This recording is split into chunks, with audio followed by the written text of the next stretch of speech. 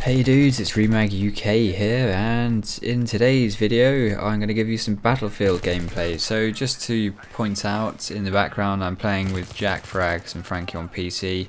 I think they were on comms together, but I wasn't. I just joined up with Jack and he just happened to be playing with Frankie on PC, so I just thought I'd let you know there. But it was a pretty decent game. I think I ended up second or something, and I don't know if I was actually there for the start of the game, so I did alright. What I'm going to be talking about in this video is two things. Firstly, a few small points on End Game, the new DLC that's coming soon, and I'm then going to tell you a story, an estate agency story, because I know a few of you said you wouldn't mind hearing some stories from me, so yeah, I'm going to give you a story, guys, so whoop-de-whoop. Firstly, Battlefield 3 End Game DLC. I thought I'd just tell you what I'm looking forward to most about the thing, because I was a bit critical about it in my partnership video that I did, just saying, you know, it doesn't matter, it's pretty minor, but I think the biggest excitement for me about the new DLC is going to be the maps, because it sounds to me like there's going to be like a river map with obviously jungly surroundings, and I think I've kind of missed that from Bad Company 2, having that jungly map. Because Battlefield 3 hasn't really had it, and I love that kind of that scenery, and I think they should do it more often.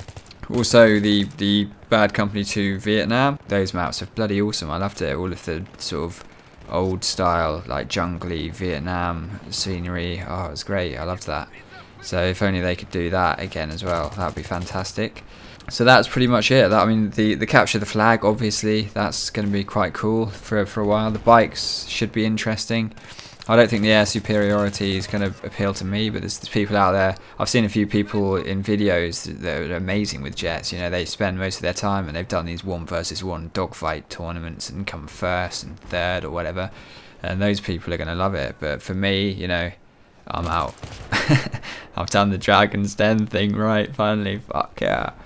Anyway, let's move on to the story, because I think this is one of the funny stories that stands out, and it's basically about a bribe, or an attempted bribe on me.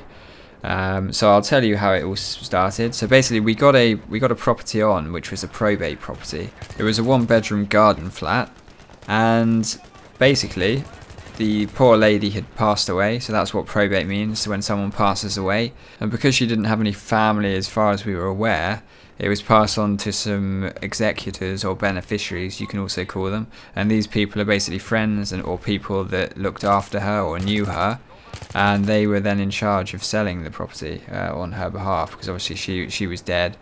Unfortunately, she'd obviously lived a long life. The place was quite decrepit, quite run down and old-fashioned, so she must have lived a while.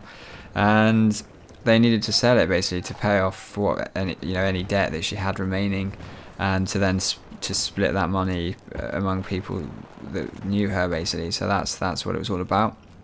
And anyway, so you know, we opened up for viewings and we had loads of people in. It's one of these properties that at the time it was a pretty good price. It was £250,000 on the market for and this is London, okay, so this is why it's so expensive. £250,000 for a run-down turd of a property with 1 bedroom and a small garden, okay. So it was a flat basically, and that's the kind of prices you're looking at.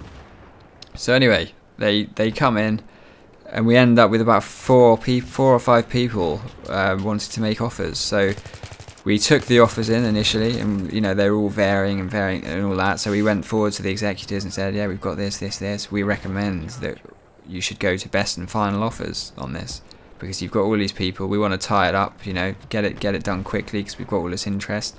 And they were like, yeah, good idea. So we went ahead, contacted every single one of them, and just basically said to them, okay, this is the deadline. So the deadline is tomorrow at 12 midday.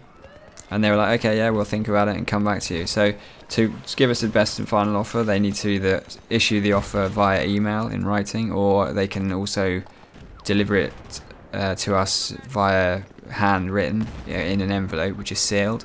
And the idea is that you don't open that letter until the deadline, so it's difficult to cheat.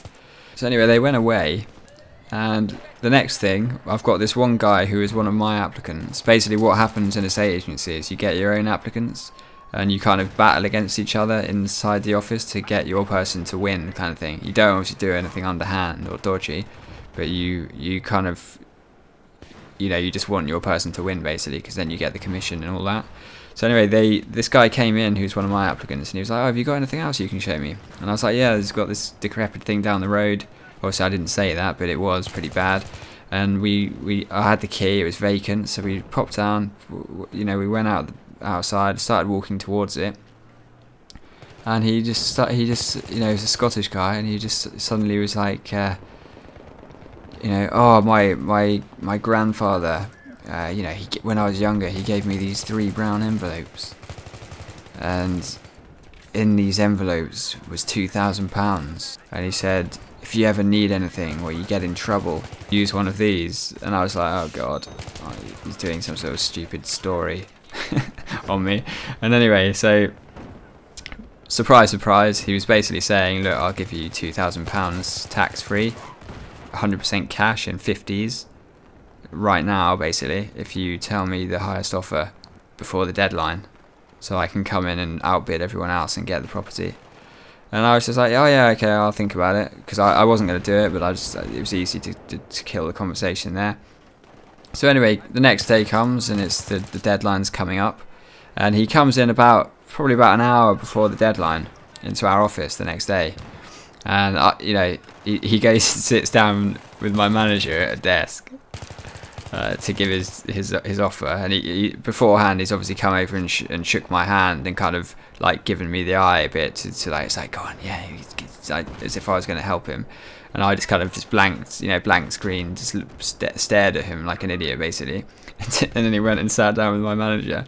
And anyway, so while he was sitting down, he was kind of just delaying giving the final offer. You know, he's just sat there. Every time he'd look over when my manager was kind of doing something else and try and get my like eye contact.